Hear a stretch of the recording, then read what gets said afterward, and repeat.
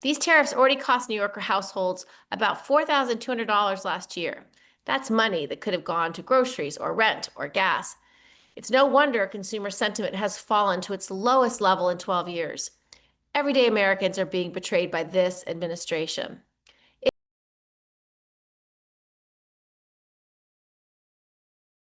Good morning, everyone. Thank you for joining us. President Trump is continuing to raise prices for small businesses and hardworking Americans. This weekend, he escalated a trade war with our neighbors to the north to impose a staggering 100% tariff on Canadian goods if Canada makes a trade deal with China. He also threatened a 25% tariff on South Korean goods. And earlier this month, he threatened a 10% tariff on our NATO allies unless the United States was given Greenland.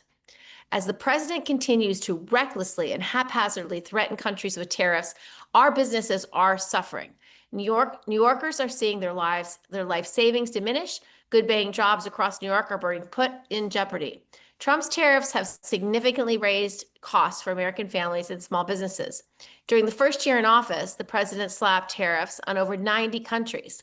This includes a 30% tax on certain Canadian goods and 10% on Canadian energy products. These tariffs already cost New Yorker households about $4,200 last year. That's money that could have gone to groceries or rent or gas.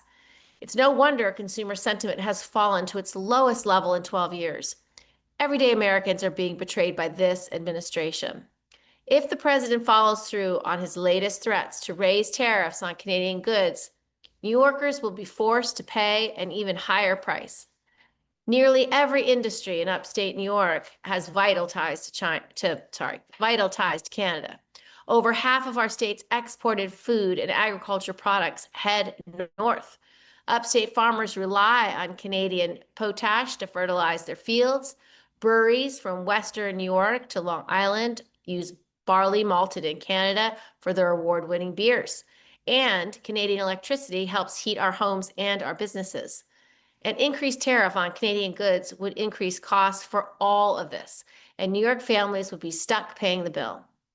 Every day, New Yorkers tell me that they are worried about how they're going to make ends meet with these rising costs. One constituent, Mark, who owns a small home goods company, he employs a team of 12, many of whom have been with him up to 20 years. Mark told me that the tariffs that President Trump have already imposed have forced him to raise prices, causing him to lose sales. If Trump implements tariffs even higher, Mark may have to shut his doors on his business that have served New Yorkers for over 3 decades. He's heartbroken, and he's not alone. At a time when prices are already high on everything from household goods to food to housing, working families simply can't afford to pay more for what they need. This has to stop. New Yorkers shouldn't live in fear because of actions of our president. They shouldn't have to see food prices spike because of the president's recklessness. And they shouldn't have to consider Trump's tariffs every time they want to turn up their thermostat. The reality is we have a president who shows New Yorkers every day that he would rather make reckless threats and alienate allies than bring down costs for hardworking Americans. Let's be clear. This isn't happening to protect businesses or workers. It's because the Prime Minister of Canada gave a speech criticizing President Trump. It's simply unacceptable. I'll keep fighting to halt the president's illegal actions, and I will do everything in my power to hold President Trump accountable for the hardship he's causing New Yorkers. Happy to answer questions. Senator, this is Tom Puckett at WBEN in Buffalo. Go ahead, Tom. How could these tariffs affect, say, hockey equipment? Because we do have a couple of stores here that rely on goods from Canada. Yeah, well, they probably will cost more, and that will mean more kids will either be using older or faulty equipment because they can't get new equipment, or some kids may be priced out of the sport altogether. Thank you, Senator. Senator, this is Pat Bradley with WAMC Public Radio, based in Albany. Are you seeing any Republicans in the Senate or even in the House moving towards stemming some of these tariff issues? The Republicans have been supportive of Trump in the past. Some of that support seems to be wavering. Can you do anything at this point? Are Republicans moving at all? Yeah, well, we had two Republicans, along with Susan Collins and Lisa Murkowski, both Senator Paul and Senator Tillis, join to block the Canadian tariffs in the past. So I'm hoping that these senators will keep pushing to really stop these chaotic tariffs and make sure that their states and their small businesses aren't harmed. This also affects tourism, not just the manufacturing and the small businesses, but tourism.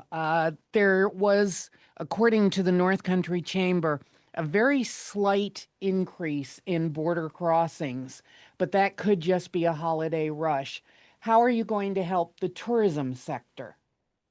Well, as you say, it's going to be deeply harmed by these tariffs. I do think the fight with Canada has very much affected tourism between the United States and Canada. In fact, I've heard from restaurant owners and hotel owners, particularly in the North Country, that Canadian groups have stopped planning trips. Tourism from Canada is down 400,000 from May 2024 to 2025. Is that $400,000? 400,000 visitors. So that's consistent with what the hotel owners have told me. Usually school groups would plan to come to the North Country or to come to Buffalo. Those trips have been canceled. Tournaments for every sport from hockey to golf canceled their tournaments that were being held in the North Country and in Buffalo.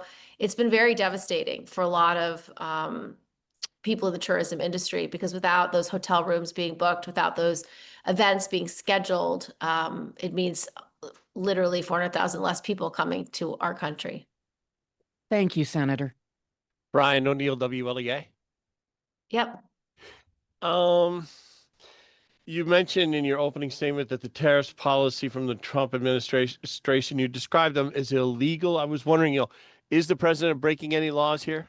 Yeah, the Constitution says that Congress has the power of the purse and Congress has the ability to do tariffs. And so he's breaking the Constitution every time he insists that he's in charge of tariffs. And there's lawsuits to try to clarify that. When the Supreme Court decides, we will know whether or not the Supreme Court is indeed independent, but hopefully they will side with us. Thank you. Can I ask an off topic?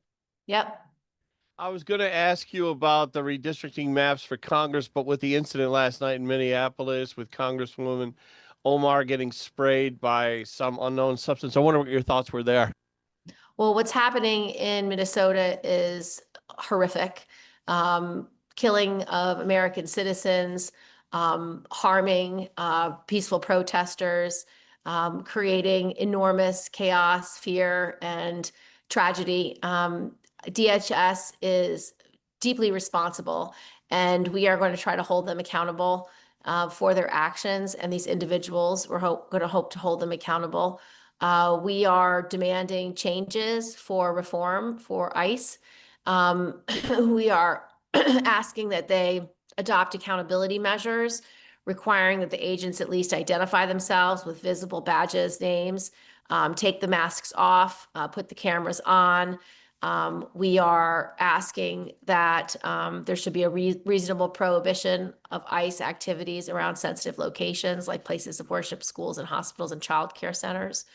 And we're asking them to follow the rule of law, present judicial warrants, and they have to respect the Constitution, which they are literally not doing. So we are going to push back and do everything we can to reduce funding if they are unwilling to do reforms.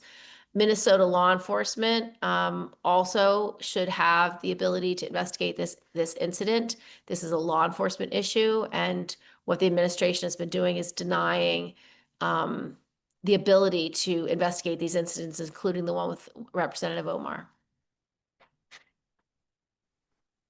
Have you spoken with the Congresswoman about this? No, not yet. But Sure. I have spoken to Senator Klobuchar and Senator Smith consistently. Thank you. Hi, Senator Karen with Next Star Media Group. On the ICE reforms, obviously there's a big deadline coming up on Friday for funding that includes DHS. Do you think there's any possibility that Senate can come up with a compromise to pass all of the funding that expires at the end of the week? I do, but we are asking the Republican leadership to bifurcate the votes so we can vote on the other funding measures first, and then work to reform how ICE is doing their job, reform DHS before we have to vote on that bill specifically. We think this is something that can be done, but you need to have Republican will. Thank you.